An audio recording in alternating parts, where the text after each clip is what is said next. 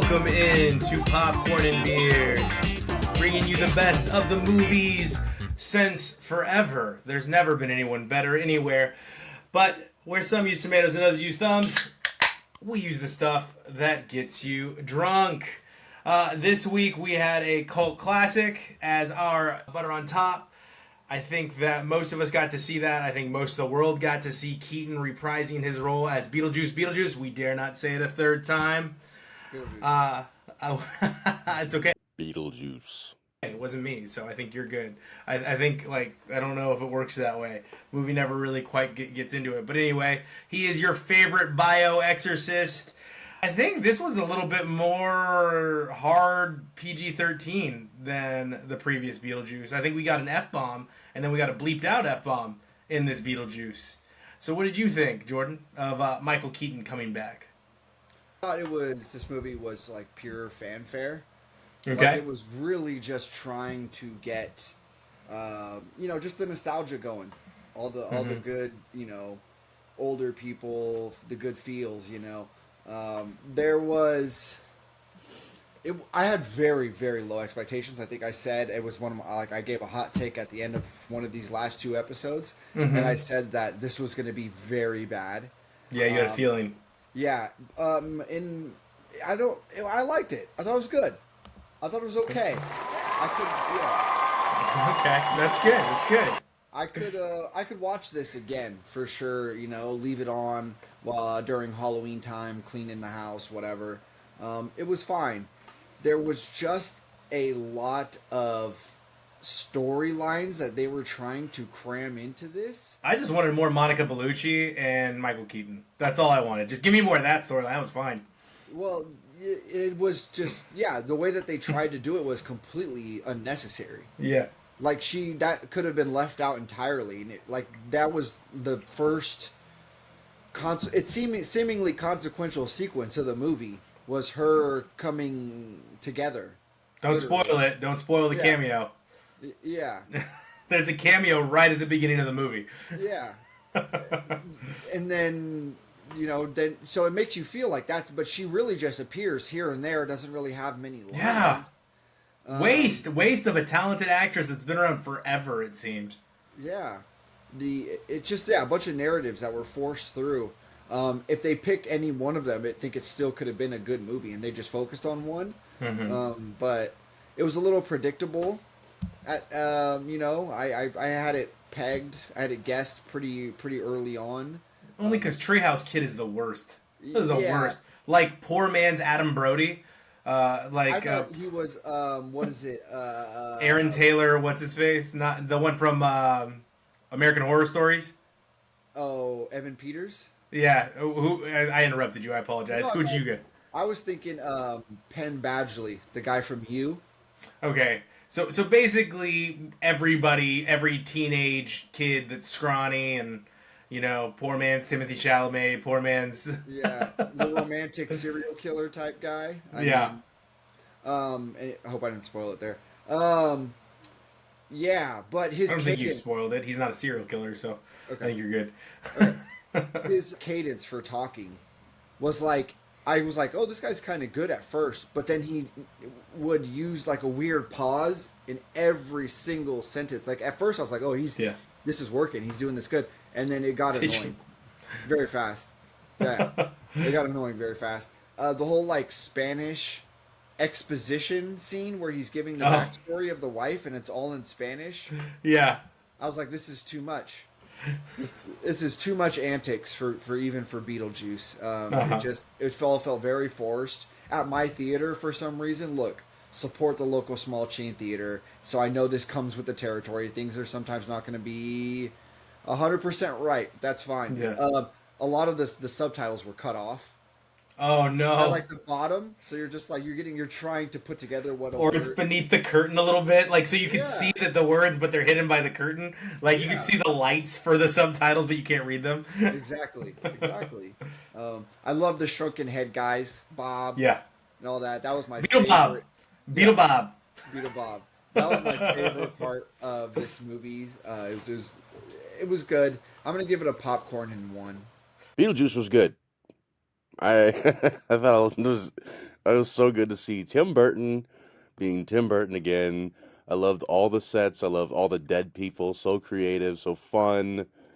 I love the way that they brutally murdered the actor who doesn't belong in movies anymore. Asshole. Michael Keaton, same old thing. I really felt like the whole movie was like just throwing crap in there to just like, let's just make this. I don't know. They're just throwing plot lines in there, but then like they kind of tie it all together, and it was pretty good. Like, I say it's a popcorn and one. Pretty good. Okay, a pop one. I gave it the same grade. I gave it a pop one. The dog on the ceiling fan got me right away. Like, that immediately made me laugh out loud. When they put a dog on a ceiling fan, like, that made me laugh. And I think, like, they could have gotten anybody. I know Tim Burton now has this obsession with Jenna Ortega, but I don't think she crushed it. I don't think she was unique in the role until she had her dance sequence with Catherine O'Hara. That was the only time where you got, like, full Jenna Ortega, or what is now Jenna Ortega. Otherwise, I think that role could have been played by really anyone. It wasn't world beating. It felt like a paycheck for her, to be honest. The love story was annoying and stupid, except for Justin Theroux. Justin Theroux was great in that role, especially because he's a heartthrob in every other role. Him just not caring what people think and throwing caution to the wind with that character, fantastic. Catherine O'Hara is like born to play that role. She's born for it. Like, there's no better role for her. She plays the same character in Schitt's Creek. The literal Soul Train. I thought that was a nice touch. And of course, the piranhas was pretty funny. Yeah, that was funny. Yeah. So there was a few scenes that made you laugh. Michael Keaton is great as Beetlejuice. He is deplorable. He does do a lot of things correctly in that character. He's disgusting. We got Dafoe playing a washed-up actor that did his own stunts. Kind of probably a jab at Tom Cruise, I think. But it was funny. Yeah. It was funny to me. I think Dafoe being goofy. I think all these serious actors being goofy and Tim Burton getting a chance to be a little bit wild. Overall, yeah, there was a lot in it. It was too much. Again, I've complained about this before. Like, pick a storyline, do it well. Like, be like In-N-Out Burger. Pick 3 things and then just do them very well, and people will keep coming. But if you're trying to appeal to people's attention deficit disorder because of our cell phones, and it waters down the film, and we lose a lot. Like I said, we lost a lot of Monica Bellucci. We lost a lot of that relationship. That could have been really funny. It could have been funny just watching Dafoe try to chase those two down without even including Winona Ryder. That was kind of a nostalgia piece. Not to say, again, that her relationship with Justin Theroux wasn't good. It was fine, but like you said, they're just kind of trying to pull at your heartstrings. Yeah, even the ending there, that ending sequence was just like they left it too kind of open-ended, I guess. Who is the actor that's poor man's Dafoe? Who is that actor that played the priest? He looks like William Dafoe, and they made a joke of it because they put their faces side by side in the movie. Like, there is a scene where they put their face, like, because the priest like looks at him really close, and they look like each other. He looks like Dafoe, and I can't think of his name. I have no idea. I don't even know what else I've seen him in, but yeah. Okay. Everything. He's in so many movies. Like, he's in you. If you pulled up his filmography, you would instantly remember all of the movies you've seen him in. Speaking of people and movies that we've seen people in, we got True Crimes, Bakula, Scott Bakula. How do you say his name? Scott Bakula as our lead in My Drunk Classic, Necessary Roughness for football. Scott Bakula, I think is how you say it, right? Okay. But I think he's Law and Order, like SVU or Law and Order True Crimes or something like that. He's been in. But immediately, I gave you guys another Lucas, it appears, here in Necessary Roughness. I watched it right away because it was free on Pluto TV, and I waited too long before to get one of the free movies. So I was like, not today. I'm just going to watch it right away before it's not free again and I have to rent it. And it wasn't good. I mean, like, what do you say? It was goofy. It was kind of stupid. It was made in 1991. It was very 80s for 1991. You got a 33-year-old college student, And I remember I was like looking at him and I was like, how is he going to play a college student? And then, of course, they get into the story of the program basically gets the death penalty like SMU did, but they were allowed to play with only students that were already enrolled at the university. They couldn't recruit anybody. It had to be all people that were already there. So they had to start from scratch. And then, of course, they have a dean that hates them or an academic advisor. And it was very like Animal House meets football for me. It's definitely a popcorn movie. It was nice to see Sinbad. Katie Ireland's only in it for I think like 5 minutes total. So she's kicker? Yeah, she's the kicker, but she's in it for 5 minutes and she's billed on the cover of the film. So I don't know. The Samoan was great. I think the Samoan was hilarious. He was probably my favorite part of the movie. Of course, Jason Bateman is funny too. Jason Bateman does a good job, and Sinbad doesn't get a chance to really let loose, in my opinion. So he's kind of ancillary. But yeah, popcorn for me for our drunk classic to get the football season started. They forced Sinbad into this movie because Sinbad was huge at this time. Yeah. I love Sinbad and Jingle All the Way. But House guest. They've kind of wedged him into this movie for a draw. It had a couple funny sequences, a couple real funny lines throughout it, but just overall a very unforgettable movie. You mean forgettable? Oh, yes. Very forgettable movie. It was, unforgettably forgettable. I think the Samoan guy was Tuiasa Sopo, right? You think? I don't it know. Was. Yeah, I saw the name in the credits, so I'm pretty sure it was him. You got some cameos from... I recognized Jerry Rice for sure, but I'm sure all those other guys that got off the bus were other former NFL players. Was it? No, it was. You had Larry Zonka was definitely in it. Larry Zonka was in it, and there was a few I recognized. I just didn't write them all down. Yeah, I know Jerry Rice was one, and this was Jerry Rice in his prime. Yeah. So there was definitely a few, but Larry Zonka was the one that caught my attention. He's the first guy off the bus, and I think Dick Butkus was also one of the guys off the bus. So there was a few. But how about Rob Schneider playing the play-by-play? Yeah, Rob Schneider's in there making a cameo. Yeah, he's in and out of the movie.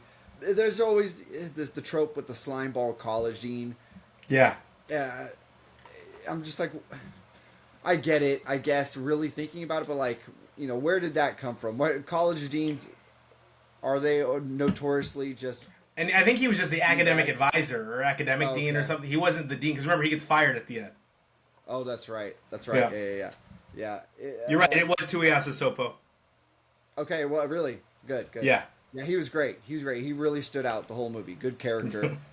This was such a popcorn movie. Oh, I got you. Dick Butkus, Earl Campbell, Roger Craig, Tony Dorsett, Evander Holyfield, Ed Too Tall Jones, Jim Kelly at the peak of his fame, Herschel Walker. That's the ones that you would recognize as far as the names are concerned. Wow. That was that's an all-star team. That's stacked, yeah. Yeah. What is computer fraud? the bad guy the inmate who knocked the guy over. What are you in for? Computer fraud. Like I understand the joke because he's a big guy and all this, but like, I'm positive that crime doesn't exist. At least now it doesn't. Sluggish movie. So hard. I mean, it was really hard to keep my attention. I understand what it was trying to do. It was coattails of Major League. The premise was, for the time, it was fine, but not entertaining. I wasn't loving it. Sorry, popcorn. Nah. But it was a popcorn. It was a popcorn. I mean, I'm glad I got to force you guys to watch it, to be honest. It's kind of one of the Josh movies for me. And I have a bunch of those, like, lined up. I just haven't played them all. I try to mix it up with films here and there. I joked on the show last week that I was going to do The Wedding Crashers because it has one of the most famous football scenes in cinema history. And Josh was like, "No, it doesn't." And then we sat there. We started quoting it on last week's show, and he just starts laughing. He's like, "I guess that is a pretty good football sequence." Big tree fall hard. All right, so let's get into what we were watching this week. Jordan, you just got one for us, so if you want to give us your one, and then I'll just rattle through mine. Yeah, I wanted to get a quick movie in to talk about, and this was just on my Amazon list. The cover really appealed to me, like the clip art of it. It's Darkman. It's a Sam Raimi film starring Liam Neeson, and and young Frances McDormand. She doesn't quite have the Frances McDormand as you know her look yet. I like the general premise of this movie. It's, the anti comic book hero. He's burned, he's horribly disfigured, and he was like a scientist that Is was this the one where he wraps his head in like white or whatever? He does that at first, but then he makes like masks, like prosthetic masks that only last a certain amount of time. So then he like walks around pretending to be other people and stuff. And despite all the cliches and stuff it uses to start and drive the narrative, it's okay, like just in the general what they're trying to do here. But it's it's old, it's cheesy, it's a little low budget. It's Sam Raimi doing just cheesy Sam Raimi. So it's very Sam Raimi. Yeah. There's the evil corporate developers. What would happen if Sam Raimi and M. Night Shyamalan got together and decided to make a movie? Would we all just die on an acid trip? Like, I would definitely watch that for sure. I know it would be horrible, but I would definitely go watch it. It's pretty flippantly racist, this movie. Like, it's just for no reason. Okay. Like, I just insert racism at just like super. It didn't need that. Yeah. Random racism. Yeah, is that should be the name of the hero? Random racist. Out of context racism. It's just like, why? Okay. Why'd you have to do that there? Ridiculous camera shot choices. Like, he interrogates a guy and he's holding him, holding him up out of a manhole. Like, they're fighting in the sewer and there's a thing in the street. He pushes the guy up through the manholes because cars are driving over. Yeah. And it is just the most on paper or in your head it sounds like a very simple, straightforward scene to film. I don't think it would take a very savvy director to try to pull off just like a scene like that, but it's just the most unnecessarily ridiculous looking scene you've ever seen. The way that they do this, it's hard to describe. If you've seen it, you'll go, oh yeah, this is stupid and weird. He's horribly burned in a fire, Darkman, right? That's the whole thing about his character. He's horribly burned in a fire. And then his character's just like smoking cigars and just, what's the word I'm looking for? Like, the way it's like, it just doesn't make sense. Like, it doesn't flow. It doesn't flow. Like, why would a character who you would think he would have some hang up about fire and burning and stuff, he's just like, casually smoking a cigar. This was a popcorn. You think it would have been funnier if Sam Raimi had gone with the character, somebody walks by him with a cigar, and then he has like, get that away from me. Yeah. And he's like, what's this guy's problem with cigars? Continuity of it. Yeah. That's the word I was looking for. Continuity of it, yeah. Okay, so what'd you give it? Popcorn. Just the popcorn. Okay, well, I did Beetlejuice 1 to prepare myself. I gotta be honest, I don't like Drop Dead Fred, but I like Beetlejuice. Like, Drop Dead Fred was, I think it's because my little sister just watched this movie all the time, and it made me want to blow my brains out every single time because I thought it was the dumbest movie, even as a child. I was like, this is not fun. This is stupid. It wasn't for me, right? I was a Mighty Ducks guy. I was a Rocky guy. I was not a Drop Dead Fred guy, but Beetlejuice I liked. And it's kind of a similar character if you think about it. Like, it could be very imaginary. Beetlejuice could be. It could be just a figment. But it's not. It's a very real character. And I also watched the Beetlejuice cartoon. I think you might be too young to remember that there was a Beetlejuice cartoon. I saw clips of it on YouTube, and I was like, this looks terrible. Okay, yeah, I used to watch it as a kid, so it was probably terrible.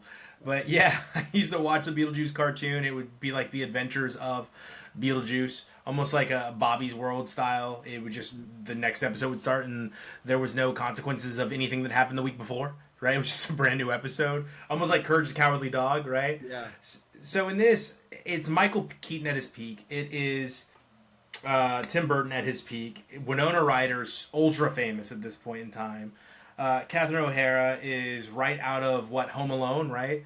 So this movie, had star power, had director power, and it did well, obviously. Like I said, it's a cult classic and people love it. You've got the very famous Tally Me Banana skit scene that was like literally reused over and over again, but I forgot how kind of weird it is and how it was really making fun of like the aristocrat culture, the rich culture, and how nothing phases them and how everything's a money-making opportunity. And I thought it was good. And again, it goes back to when I had us watch Weekend at Bernie's, and it's like, dude, do we ever learn? Does our society learn from anything? Do we ever look back and be like, yo, like there's some pretty good societal points in this film? Nope. No, we don't. We don't at all. We're just like, that was a good movie, and we learned no lessons. But there is a ton of practical effects that don't necessarily hold up, but they are kind of cool to see. I mean, you could see how this movie would win Best Hair and Makeup in today's world. There's a lot of jokes with Beetlejuice that just would not fly in 2024. The way he grabs women, the way he's like very upfront with his intentions with what I believe is a teenager, correct? Yeah. So there's a lot that are not gonna that won't fly with a lot of people unless you decide that you're gonna remove disbelief. And also, who doesn't hate the invasive real estate agent that's always trying to get you to sell your phone or your phone? That'd be weird. Who's always trying to get you to sell your house, and they have that right away. Like they want to annoy you right away.